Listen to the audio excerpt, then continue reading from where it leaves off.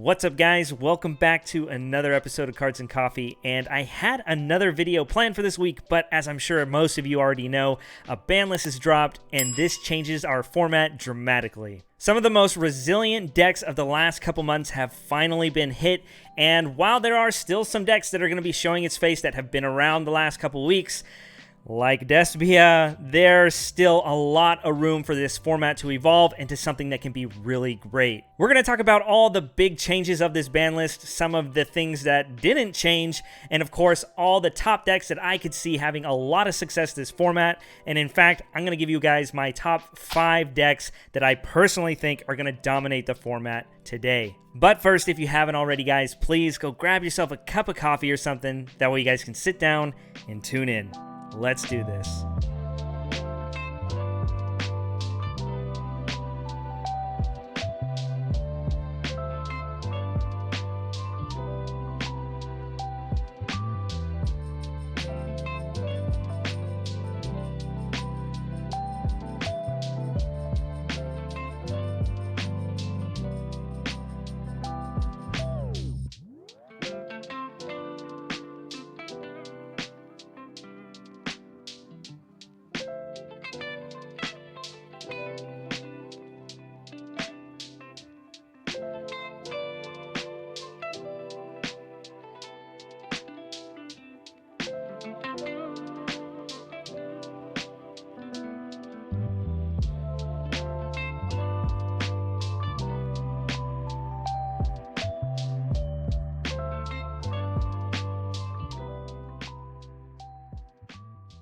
So first things first, for the big changes going into this format, I think some of the obvious ones come from the banned portion of the ban list. First, of course, the Meow Meow Mew for the prank kids is finally banned. This card probably should have been banned a long time ago. It allowed for all your prank kids to be a one-card combo, and now that it's gone, thankfully, we do not have to deal with this deck. It was super consistent, super versatile, and you got to abuse so many different engines, whether it's the Prank Kid deck itself, the Adventure package that actually went unhit on the ban list, or, of course, the newly banned Verte Anaconda giving you access to DPE.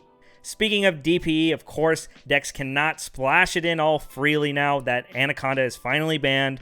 I honestly feel like this card could have been banned a couple years ago. This card's really insane, and I'm very glad it's gone. And while it is a big hit to a bunch of different decks, like the Tri-Brigade branded deck, any of your 60-card piles, and of course, really any deck that can leave 2 effect monsters on the field after trying to play through a bunch of hand traps, I truly believe this is for the best of the game, and I think that alone makes for a very big change of the format. And of course, last but not least, the Halka-Fibrax combo got hindered. Hulk is still around, be it at 1 now, but Auroradon is finally gone, making it to where all these 1-card or 2-card combos into a full board is finally going to be out of the game. I don't think it was the worst thing for the game, honestly, but it did get very old very fast, and the fact that 99% of decks that had access to this combo could play it makes it to where now people going forward are going to have to be a lot more creative with their deck building.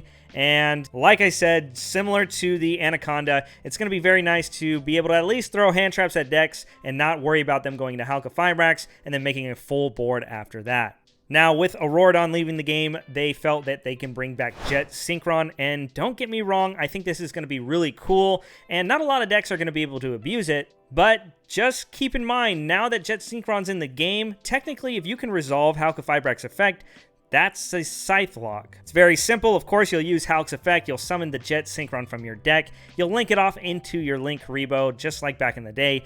Then you'll pitch a card for the Jet Synchron, making yourself a Dagda. You'll pass the turn, and on your opponent's turn, you'll activate the Halka-Fibrax effect. Dagda's effect will chain in response, setting the Scythe from deck.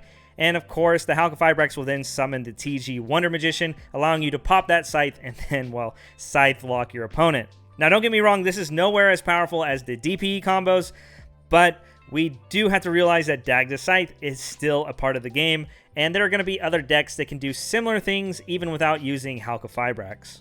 Some of the other notable things that I think are actually really neat, of course, Change of Heart coming off the ban list is really crazy, super nostalgic, and I am very happy to see it back. Part of it makes me a little nervous, but honestly, I think it's just going to be a good side deck card, and I've even considered siding Mind Control in certain matchups, so having another card that's even better is just really going to offer more options to players. I'm curious to see how it all plays out, and I don't think it's going to be the craziest thing, but don't get me wrong, Change of Heart has to be respected. That card is insane.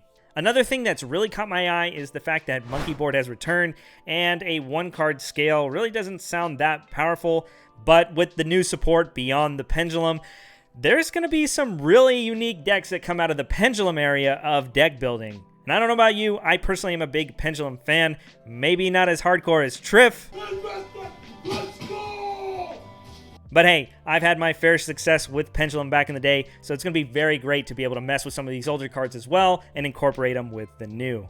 Now, before hopping into my top 5 decks that I think are going to really make a good showing this format, I had a couple honorable mentions that I think with the right pilot and the right build could really see a lot of success at any level of the game. First, should be no surprise, Salamangreat has a lot of support coming off the ban list. Mirage Stalio isn't the craziest, but having another circle is very nice for consistency. The deck is really great, it's got a good grind game, it can play the adventure package, which again went unhit. And who knows, this deck could easily play a bunch of board breakers or a bunch of hand traps, so teched out correctly, it could combat pretty much anything it can run into. Another deck that got support was Drytron, with the Cyber Angel Ben 10 making itself back to the semi-limited part of the ban list. This is pretty good for the deck, obviously, but with no Eva, it's not that abusable. But if I had to guess, I almost feel like Konami brought this back for the agent support, because I have seen some decks that have been playing a ritual engine in it as well. And it's definitely not something to sleep on. I do think that deck could catch a lot of people off guard. The fact that the deck sets up a first turn Christia alongside Herald very easily makes it to where even a deck like Despia at full power will definitely struggle. Another thing I wanted to mention, which should really be no shocker, I genuinely think that these little generic-based pile decks are still playable, even though Red Rose is at 1 and Hulk is at 1. You still have the entire adventure package and many different ways to get into Hulk, with Jet Synchron included now. And being able to set up your Red Rose plays is going to be still fairly easy, and while you don't have DP to splash in there as well, it's still going to be a very solid deck. Even though Shooting Riser went to 1, I know that really killed the deck, trust me. I can't even say that with a straight face. But don't get me wrong, there is a bunch of decks this format that could easily make this list, and like I said, with the right pilot and the right build, it could catch anybody off guard, and I think that's what's going to be so great about this format. The doors are wide open, and anything can happen. So for the first deck coming in at number 5 for myself, I still think one of the best decks of this format is going to be Fluandereeze. Now, don't get me wrong, the Despia deck is still around, and having access to Zombie World is going to be very frustrating for this deck, but you still get 3 D-Shifter, and you lost nothing on the list. Really, a Barrier Statue is insane against all the top decks in the meta right now, except maybe Eldritch. And if your opponent doesn't have the right combination of cards to help play through your board, this deck can snowball out of control, generate an infinite amount of advantage, and again, just chilling behind a Barrier Statue and a Ryza can win basically any matchup at any time. Deck coming in at number 4 for me, I personally think any of the Eldritch variants, like I mentioned earlier, is going to have a lot of success this format. It really took no hit, and Floodgates, of course, are really amazing. So whether you're playing the branded variant or even the Cyberse variant, I still think that this deck has a lot of potential and a lot of ways to get free wins. And so for that reason, I have personally chosen this deck as number 4, because again, no deck is just going to auto-win against this deck, and if anything, it has a good matchup against most decks game 1.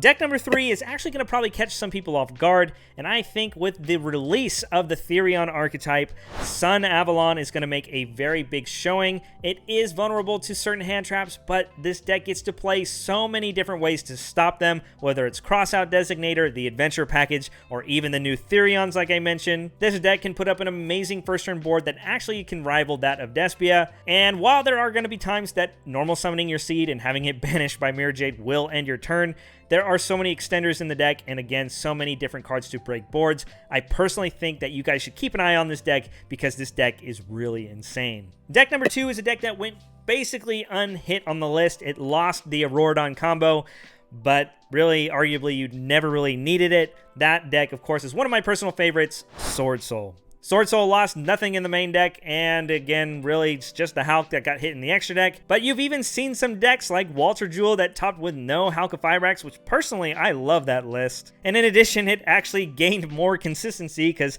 now you have a second Pot of Desires to throw in, and with Despia still being around, Sword Soul actually has one of the best matchups against that deck. I think it's no surprise what number one's gonna be, but just know that if you're expecting that deck to be running around Despia, then Sword Soul is going to be an amazing choice this format to help you break those boards, out those Mirror Jades, and really just set up a great first turn board and do it consistently. And that's what I love so much about that deck. Now, like I've mentioned throughout this entire video, number one, of course, for me, is going to be branded Despia. This deck is insane. The deck lost nothing except for, I guess, Anaconda, but most people have pivoted away from Anaconda in the Brave builds. This pretty much just cements the fact that you're going to want to play a pure build of Despia, unless you're splashing it into something like Eldritch, like mentioned before. This deck is insane at playing through hand traps, has a couple of hard counters like D-Barrier, Anti-Spell, Scythe, but if your opponent doesn't have one of those blowout cards, then this deck could easily play through most boards that most decks set up right now. Despia personally is my number one pick this format, and I truly love playing the deck as well. There's a lot of fun intricacies that you get to learn while playing the deck, and while Super Poly can be a very annoying card this format, I still feel like this deck is going to be number one this time around. So that's it for my little format analysis coming in post-ban list. No, Pen's not best deck, but it could be. I don't know. I'm going to have to test out the Pendulum deck. There's a lot of really good stuff that really intrigues me. But that's all the time I have today, guys. Thanks for tuning in. And if there's any deck lists of any of the decks that I mentioned in this video, or maybe some that I didn't mention, comment down below. Let me know what you guys think about this format. And if there's any decks you want me to showcase, I will gladly post some videos. I love this time because it just gets more content out for you guys, and it really gets the creative juices going. Here's hoping to see you guys next time. Peace. Let's